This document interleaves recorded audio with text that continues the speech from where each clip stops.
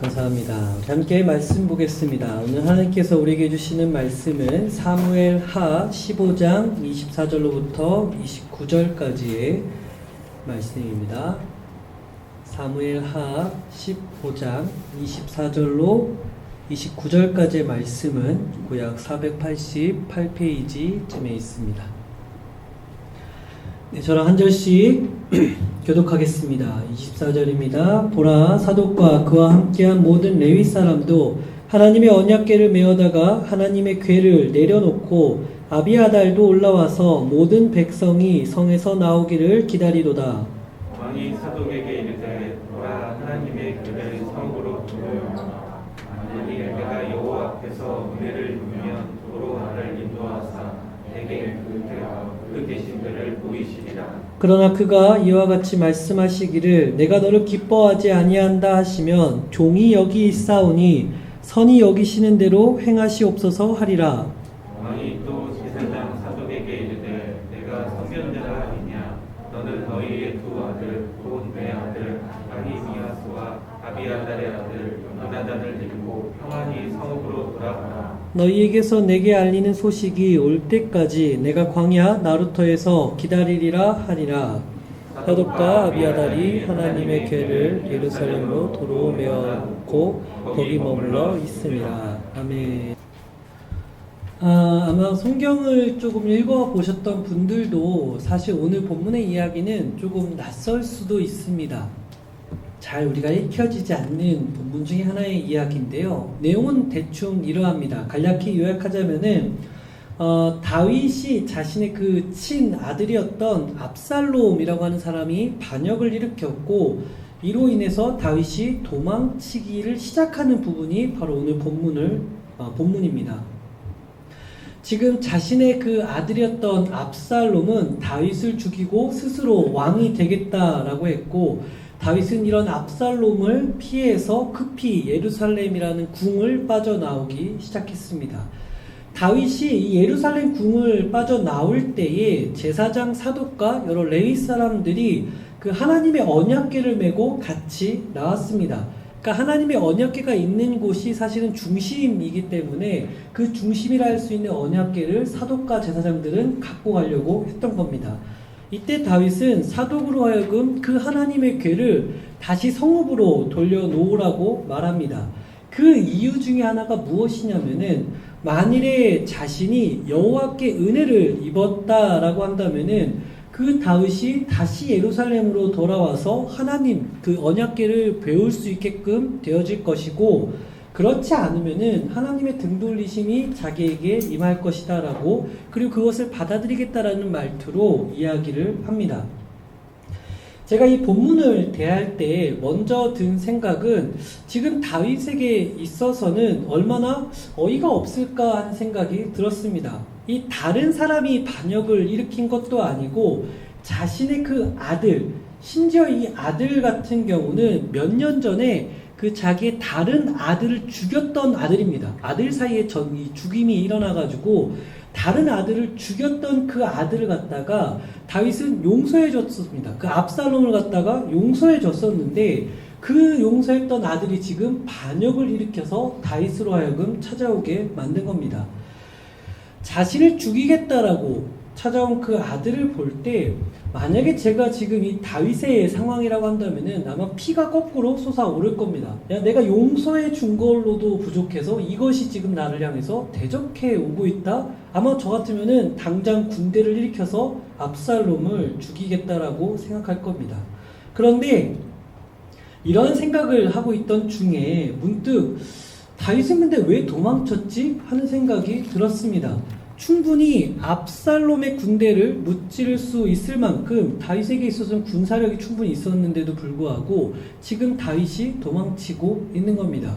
같은 민족 간의 싸움을 막기 위해서 그러했나? 혹은 그래도 자기의 아들이기 때문에 그 아들을 죽이지 않고자 이렇게 도망친 건가? 아마도 이후에 압살롬이 궁지에 몰렸을 때에 다윗이 자신의 부하들로 하여금 압살롬만큼만은 절대 죽이지 마라 라고 명령한 걸로 봤을 때에는 아마 그냥 아들을 죽이고자 하지 않기 위해서 도망친 건가 하는 생각도 할 수 있다고 봅니다. 그런데 계속해서 질문에 꼬리를 물게 되는 것은 그러면 자신이 그 도망하고 있는 그 상황 속에서 하나님께서 선대하시면은 자기가 다시 돌아올 것이다라는 고백은 또 왜 한 것일까? 이런 여러 가지 질문들이 계속해서 생각이 났습니다. 어쩌면 오늘 본문의 이야기는 자신의 아들이 반역을 일으켜서 아버지가 도망친 이야기다 라고 그냥 간략하게 보고 스쳐 지나갈 수 있는 본문이지만 여기서 우리가 조금 더 한번 깊이 살펴보고 하나님의 뜻이 어디에 있는지 한번 생각해 봤으면 좋겠습니다. 먼저 오늘 본문의 이야기를 대할 때 명확하게 드러나고 있는 다윗의 태도가 있습니다. 무엇이냐면은 피하는 것입니다. 압살롬의 반역을 듣고 다윗은 그를 물리칠 수가 있었습니다. 맞대응하는 것이 마땅한 명분으로 보여집니다. 그런데 무슨 이유가 있었는지 명확하게 나타나진 않지만 지금 다윗은 압살롬과의 싸움을 피하고 있습니다. 아마도 우리가 앞서 이야기했지만 피 흘림이 일어나거나 이 전쟁으로 인해서 자기의 아들이 죽는 것을 막기 위해서 피한 것은 아닌가? 라고 우리가 생각해 볼 수 있습니다. 그런데 여기서 우리가 한 번 더 생각해 봤으면 좋겠습니다. 그러면 이렇게 피하는 것이 과연 부정적이기만 할까를 한번 생각해 봤으면 좋겠습니다. 우리는 보통 어떠한 일을 놓고 피하는 자의 모습이나 그걸 회피하는 것에 대해서 매우 부정적인 시각을 갖고 있는데 과연 다윗과 같이 이렇게 피하는 모습이 무조건 부정적이기만 할까? 한번 생각해 보고자 합니다. 이전에 제가 이제 20대 때, 불과 몇 년 전이죠? 20대 때만 하더라도 혈기가 왕성하고 특별하게 나는 그렇게 잃어버릴 거 없어요. 가진 게 너무 없었기 때문에 잃을 것이 별로 없다라고 여겼을 그때에는 참 맞대응을 잘 했습니다. 그리고 그렇게 맞대응을 하는 걸 통해서 내가 살아있음을 느끼기까지도 했습니다. 그래서 나를 향해서 어떤 지적을 하거나 피해를 받는 상황이 되면 반드시 그에게 응징의 차원의 어떤 행동들을 하고자 했던 것처럼 보여집니다. 심지어는 만약 그 상대방이 내가 감히 도전할 수 없는 사람이다라고 여겨지면 무시하는 것, 그냥 이렇게 부르면은 대꾸 안 하고 그냥 이렇게 안 쳐다보고 하는 그 무관심으로나마 소심하게 복수했던 것이 생각이 났습니다. 물론 지금도 사실 저를 향해서 어떤 도전이 오거나 저를 향해서 이제 공격을 하고자 한다면은 맞대응하고 싶은 마음이 분명히 있습니다. 그렇게 응대하지 않으면은 내가 살아있다라고 느껴지지 못하기 때문에 그러합니다. 나라는 존재 자체가 철저히 무시당하고 싶지 않아서 그렇습니다. 그런데 어느 날 언론에서 한 가지 특이한 현상을 발견하게 되어졌습니다. 뭐냐면은 사회적으로 유명한 사람이 만약에 있다라고 한다면은 그 무명의 사람, 그러니까 유명한 사람이 있고 무명의 사람이 있는데 그 무명의 사람은 이 유명한 사람이 어떤 행동을 했을 때에 사소한 꼬투리라도 잡고서는 그를 향해서 지적을 하고 그에게 공격을 하는 것입니다. 그런데 신기한 점은 무엇이냐면은 이 지적하는 것, 그러니까 무명의 사람이 지적할 때에 유명한 사람이 대응하고 그것을 맞받아치면 칠수록 무명한 사람이 유명해지는 겁니다. 그러니까 무명에 갖고 있었던 사람은 이걸 잘 알고 있기 때문에 고의적으로 이것을 사용하는 겁니다. 유명한 사람이 어떤 문제나 잘못한 것을 사소하게라도 끌고 와가지고 그것을 조목조목 반복하면서 사람들에게 알리고자 하는 겁니다.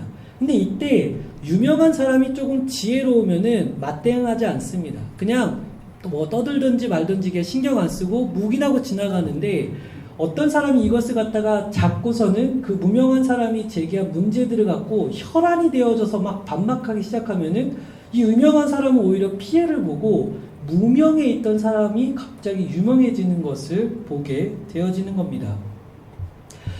우리가 모든 것을 다 이와 같이 해석할 수는 없지만 사실 예수님에게 있어서도 이런 유사한 모습이 발견되어집니다. 즉 예수님도 사실 회피하셨던 모습이 보여집니다. 예수님을 향해서 문제를 제기했던 그 유대인을 향해서 예수님이 일일이 다 대꾸하지 않으셨습니다. 안식일에 대한 문제라던가 특히 예수님이 하나님과 동격이다라고 하는 그 문제를 제기할 때마다 사실 예수님이 그렇게 일일이 설명하지 않으셨습니다. 그들이 이해하지 못할 뿐더러 예수님께서 그것을 해명하고자 이 땅 가운데 온 것이 아니기 때문에 그러합니다. 수준의 자체가 다른 사람을 향해서 굳이 모든 것을 다 응대할 필요가 없었던 것입니다. 심지어 자신이 그 죽어가는 그 십자가 위에서 사람들이 네가 지금 하나님이면은 그 십자가에서 내려와 보라 라고 하는 이 조롱에도 끝까지 응대하지 않고 함구하시고 마침내 돌아가셨습니다. 응대를 못해서가 아니라 굳이 할 필요가 없었기 때문에 그러합니다. 다시 우리의 삶을 이야기해보자면은 우리의 삶도 역시 마찬가지로 종종 많은 도전들을 받게 되어집니다. 그 도전들에 대해서 역으로 우리는 이렇게 생각해 볼 필요가 있습니다. 그러한 도전들은 너가 진짜 누구냐 하는 질문인 겁니다. 사람들이 우리를 향해 공격을 하고 너가 한 행동을 향해서 이렇다 저렇다 이야기하는 그 이유는 네가 진짜 누구냐, 너는 어떤 정체성을 갖고 있는 사람이냐라고 묻는 질문이라는 겁니다. 그 질문에 대한 대답으로 내가 너와 같은 수준에 있다라고 여겨지면은 맞대응하게 되고 피 흘리기까지 하면서 다툴 수도 있습니다. 그런데 만약에 나는 하늘에 속한 사람이고 하나님께 속한 사람이라고 여겨진다면은 우리는 굳이 그 많은 도전들에 일일이 다 대응할 필요가 없는 것입니다.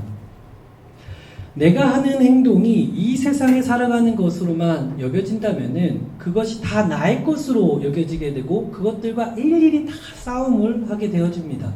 그런데 내가 하나님께 속한 사람이다 라고 여겨진다면은 하나님의 시각에서 그 문제들을 바라보게 되어지고 때로는 그것을 응대하는 것이 아니라 대수롭지 않게 여겨지고 혹은 그것을 피하는 자세도 취할 수 있는 것입니다. 내가 어떤 길을 이렇게 걸어가고 있는데 길 한가운데 똥이 놓여져 있는 겁니다. 감히 내가 가는 길에 똥이 나를 막을 소냐 하면서 그 똥과 싸우기 시작하면은 똥과 같은 사람이 되어지는 겁니다. 원래부터 똥이라고 하는 것은 그저 피해 지나가는 것입니다. 맞서 싸울 대상이 아니다라는 것입니다. 어떤 아이가 나를 향해서 이유 없이 막 공격하고 나에게 막 폭력을 행한다라고 했을 적에 이 어린 것이 감히 나에게 어찌 이렇게 대드냐라고 여기면서 맞서 싸우게 된다면은 우리는 이렇게 이야기할 겁니다. 애나 어른이나 똑같다라고 이야기할 것입니다. 어른은 그 아이와 싸우는 것이 아니라 도리어 그 아이를 달래고 심지어는 온화하게 만들 수도 있어야 하는 것입니다. 이러한 면에서 우리는 피하는 것을 다시 한번 생각해 볼 필요가 있습니다. 우리가 예수 그리스도로 말미암아 새롭게 되어졌다라고 고백하는 사람, 즉 그리스도인이다라고 하는 말이 무색하게 만들어서는 안 됩니다. 내가 이 땅에 속한 수준의 사람이 아님을 우리의 삶을 통해서 보여줄 필요가 있습니다. 그리고 그 모습 중에 하나로는 내가 모든 싸움에 대해서 다 참여하고 응대하는 것이 아니라 잠시 옆으로 피하는 모습도 우리는 취할 수 있는 것입니다. 오늘 본문에서의 다윗과 예수님의 모습처럼 말입니다. 그런데 우리가 이러한 자세를 취하더라도 한 가지 잊지 말아야 할 중요한 사실이 있습니다. 뭐냐면은 삶의 대응 속에서 그 도전 속에서 피하더라도 비참해져서는 안 됩니다. 우리의 정체성으로 인해서 잠시 침묵을 하고 시선을 돌릴 수는 있다 할지라도 우리 존재 자체가 비참해지는 상황에 이르러서는 안 된다는 겁니다. 그러면 어떻게 피하면서도 우리 삶이 비참해지지 않을 수 있을까? 그것을 다윗은 오늘 명확하게 보여주었습니다. 다윗은 하나님께서 자신을 기뻐하시면은 되돌아오게 할 것이다 라고 고백을 했고 그렇지 않으면 자신이 외면받을 수도 있다라고 고백을 하고 있습니다. 여기서 알 수 있듯이 지금 다윗은 모든 결정에 대한 최종 결정권자가 하나님이다라고 고백하고 있습니다. 사람들의 인기나 어떤 운에 좋아서가 아니라 정확하게 하나님의 결정에 의해서 자신이 살아가겠다라고 고백하고 있는 것입니다. 이를 통해서 우리가 알 수 있는 것은 우리의 피하는 삶, 우리가 피하고자 하는 그 모습 속에서 비참하지 않을 수 있는 유일한 수단은 최종 결정권이 하나님에게 있다라는 고백 속에, 그리고 그 믿음 속에서 살아가는 것입니다. 이것을 바울은 명확하게 이해하고 있었습니다. 사도 바울은 그의 일생을 통해서 매번 쫓겨다니고 매를 맞고 무시당하고 외면받는 삶을 살고 있었습니다. 그런데 이러한 삶을 두고 바울은 내 삶이 비참하다라고 이야기하지 않았습니다. 심지어 바울을 비롯한 제자들은 세상으로 보았을 때에 매우 비참한 삶을 맞이했습니다. 비참한 최후를 맞이했었는데 그 누구도 이들을 향해서 비참하다, 죽음이 명예롭지 못하다라고 이야기하지는 않습니다. 이 모든 것을 평가하는 것, 자기의 모든 전생을 통해서 평가하는 것이 세상이 아니라 하나님에게 있다라는 믿음 때문에 그러합니다. 세상으로부터 받는 그 비난에 응대하려고 하지 않았고 자리를 옮기거나 그것을 때로는 수용하는 모습을 보여주었습니다. 다시 처음에 제기한 문제로 돌아가서 다윗은 과연 어떻게 자기의 삶을 두고 그 왕권을 놓고 도망칠 수 있었을까? 자신을 평가하거나 혹은 사람에게로부터 평가되어지는 것보다도 하나님께로부터 평가받는다라고 생각했기 때문에 그는 왕의 자리를 내려놓고서라도 도망칠 수 있었던 것입니다. 그러면 기꺼이 말도 안 되는 상황 속에서 자신을 맡길 수 있는 것입니다. 그것이 도망치는 비겁한 모습이라 할지라도 수용할 수 있습니다.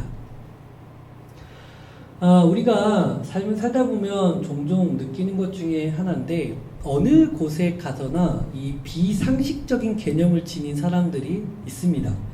혹시라도 내가 속한 곳에서 모든 사람이 다 정상적이고 와 여기 되게 좋은데 라고 생각이 든다면 그 비상식적인 사람이 내가 될 수도 있습니다. 그래서 질량의 보존이 보존이 되는 법칙을 빗대어서 이를 두고 우리는 이렇게도 이야기합니다. 또라이 보존의 법칙이라고 말하기까지 합니다. 살면서 이 말이 정말 많이 공감됐습니다. 이 공동체에 있다가 와 여기 또라이 한 명 있는데 그리고 그 사람이 나가면은 새로운 또라이가 옵니다. 그리고 그 공동체를 새로 다른 데로 옮기면은 이곳에 참 좋은 것 같은데 조금만 지내보면 거기에도 또라이가 있습니다. 그걸 보면서 와 진짜 어디 가나 이런 사람들은 늘 존재하는구나. 내가 그 사람이 되지 않기를 조심해야 되겠다라는 생각 속에서 살고 있었는데 이전에 한 공동체에서 있었을 때에 제대로 또라이를 만났습니다. 직급으로는 사실 저보다 한 위급에 있었기 때문에 정말 그 사람으로 통해서 부당한 일을 상당히 많이 당했습니다. 어느 날은 너무나도 이게 어이가 없는 일을 당해가지고 그동안에 받았던 모든 화를 모아서 원기옥을 터뜨릴까 하고 생각을 하고 있었습니다. 근데 그때 바로 옆에서 저하고 평소에 굉장히 친분이 있었던 사람이 이야기하는 겁니다. 그래도 한번 참아보면 어떻겠냐. 그냥 참는 게 아니라 하나님이 분명히 다 보고 계시니까 한번 참아봐라. 나도 전도사님을 보면서 그게 얼마나 억울한지를 아는데 하물며 하나님도 그걸 안 보시겠냐. 그러니까 한번 참아봐라. 아마 다른 사람이 그렇게 이야기했다면은 네가 뭐라 하면서 그냥 그 사람까지도 화를 다 쏟아 부었을지 모르는데 평소에 굉장히 친했던 그 형 같은 분이 이야기하셨던 거라 한 번 더 듣고 참았습니다. 그리고 결국 그 맞대응하는 상황을 피하고 그냥 넘겼습니다. 근데 제가 정말 그날 집에 가서 속이 뒤틀어지는 것 같았어요. 정말 한번 시원하게 싸우면은 이게 뭔가 풀릴 것 같은데 이게 참고 그냥 그날 밤 집에 가니까 너무 화가 나더라고요. 속이 막 뒤틀리고 너무 괴로웠습니다. 그래서 그날 밤 하나님 앞에 정말로 항변했습니다. 하나님이 만약에 살아계시다면은 내가 지금 당한 이 모든 상황을 다 보셨을 텐데 정말로 묵인하지 말아달라. 하나님 정말 이거 그냥 넘어가지 말았으면 좋겠다라고 기도했습니다. 적어도 그렇게 하나님께 호소해야지만이 제 마음이 조금이라도 풀릴 것 같았습니다. 그런데 그렇게 하고 나니까 참 놀라운 일이 벌어졌습니다. 첫 번째로는 제 마음이 평안해지는 겁니다. 그 사람이 더 이상 내게 신경 쓰여지는 것이 아니라 하나님만 보이기 시작하는 겁니다. 이 상황 속에서 여전히 나와 함께 계시는 그 하나님이 보이는 겁니다. 그러고 나니까 그 나를 괴롭혔던 사람이 내게 시선에 내 모든 걸 꽉 채우고 있는 것이 아니라 그 사람이 사라지고 내 앞에 하나님이 계시다라는 것이 보여지기 시작했습니다. 그러니까 마음이 너무 평안해지는 겁니다. 둘째로 주변 사람들에 대한 평가가 달라지기 시작합니다. 이 누가 봐도 이거는 화를 낼 수밖에 없는 상황인데 화내지 않는 그 모습을 보고 사람들이 굉장히 높이 평가하기 시작합니다. 그리고 저와 평소에 좋은 관계를 갖고 있었던 사람들과도 더 가까워지기도 했지만 나아가 이전에 잘 알지 못했던 사람인데 그 사람도 그분한테 똑같이 피해를 당하니까 공감대가 형성이 되는 겁니다. 그래서 같이 더 친해지고 야 너는 그걸 참았냐 라고 하면서 더 높이 평가되어지는 것을 보게 되었습니다. 그리고 마지막으로 그 사람이 당하는 삶의 모습을 보면서 아 진짜 하나님이 살아계시구나 라는 것을 느꼈습니다. 종종 그 사람에 대한 이야기를 듣게 되어지는데 참 이제는 되게 안타깝다라고 여겨질 만큼 그 삶이 처참하게 무너지는 것을 듣게 되어집니다. 얼마나 비참한 삶을 살고 있는지가 종종 들려집니다. 물론 나를 괴롭혔던 사람 혹은 악인이라고 평가되어지는 사람이 잘 될 수도 있습니다. 더 속이 뒤틀어지겠죠. 그러나 여러분의 삶이 너무 거기에 얽매이지 않았으면 좋겠습니다. 빨리 여러분이 그것을 털어내셔야 합니다. 그 일은 그때 그 악한 사람에게 메어두시고 지금은 우리의 삶이 새롭게 되어진다는 것을 믿고 나아가시기 바랍니다. 과거에 있었던 그 아픔들과 그 괴로움이 여기까지 끌고 와서 힘들게 살지 마시고 그것은 그때의 그 일로 묻어두시고 나는 새 날을 살아가셔야 합니다. 어떻게 그렇게 할 수 있느냐? 우리의 시선이 하나님께로 고정될 때에 이것이 가능한 것 같습니다. 그리고 성령이 내게 오셨을 때에 그 말도 안 되는 억울함과 그 말도 안 되는 뒤틀림이 조금은 해소가 되는 것 같습니다. 그래서 여러분의 삶이 조금은 여유롭고 더 넉넉하게 바라볼 수 있다면 참 좋지 않을까 생각해 봅니다. 하나님의 결정을 여러분이 한번 기다려 보시기 바랍니다. 지금 당장 나에게 닥친 혹은 과거에 내가 경험했던 그 어이없고 황당한 일들로 인해서 너무 가슴에 담아두지 마시고 모든 일을 결정하시는 그 하나님께 한번 맡겨 보시기 바랍니다. 그러다가 때로는 외면을 당할 수도 있고 또 외면하고 피하고자 하는 마음이 들 수도 있지만 그리고 억울한 그 눈물이 섞이는 삶을 살 수도 있게 될지는 모르겠지만 여전히 하나님의 결정을 믿고 나아간다면은 분명히 우리 하나님은 살아계시기 때문에 우리의 삶을 이해하시고 회복시키실 것입니다. 우리의 삶은 이러나 저러나 결국 예수 그리스도께로 고정시킬 수밖에 없는 것 같습니다. 그 안에서 놀라운 희망이 발견되기 때문에 그러합니다.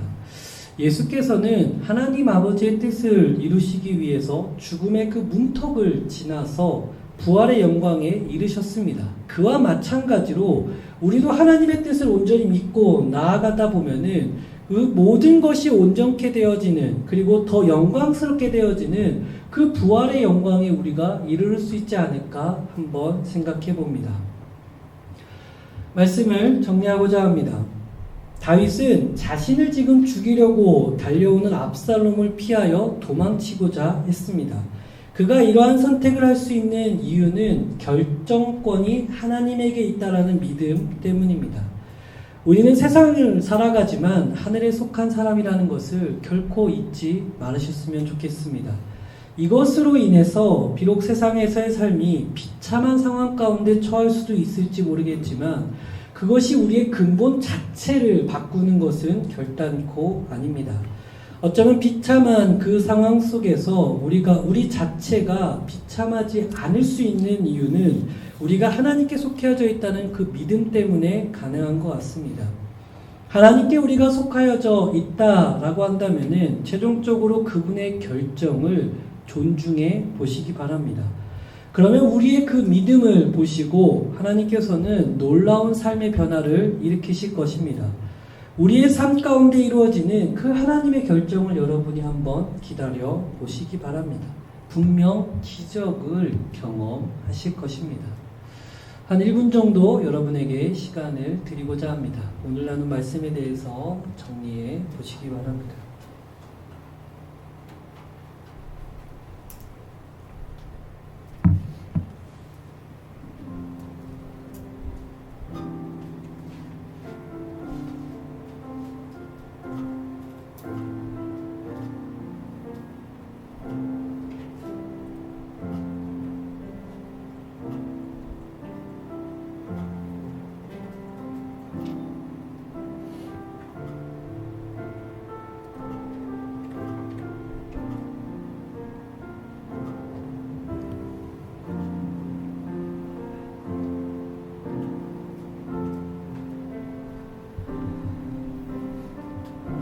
아마 살다 보면 참 어이없는 상황이 종종 도래하는 것 같아요.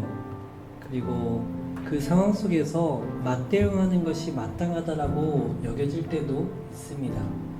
그런데 하나님이 다 보시니까, 우리 하나님이 분명히 이것을 묵인하는 분은 아니시니까 그 믿음 갖고 그 일은 이제 하나님께 맡기고 나는 새롭게 주어지는 날을 살아냈으면 좋겠습니다. 그게 우리가 살아가는 방법 중에 하나인 것 같습니다. 함께 고백하며 우리 마무리했으면 좋겠는데요. 저를 따라 한번 고백해 볼까요? 하나님의 결정을 존중합시다. 한 번 더. 하나님의 결정을 존중합시다. 이러한 고백 속에 주의 역사의 중심에서 살아가는 우리 모두가 되기를 예수님의 이름으로 축복합니다. 기도하겠습니다. 하나님 감사합니다. 우리의 삶이 주 안에서 이루어져 가게 하시니 참으로 감사합니다. 모든 결정을 기꺼이 주께 내어줄 수 있는 믿음이 우리 안에 있게 하여 주시옵소서. 모든 역사를 이루어 가실 주의 이름을 찬양하며 살아계신 예수 그리스도의 이름으로 기도합니다.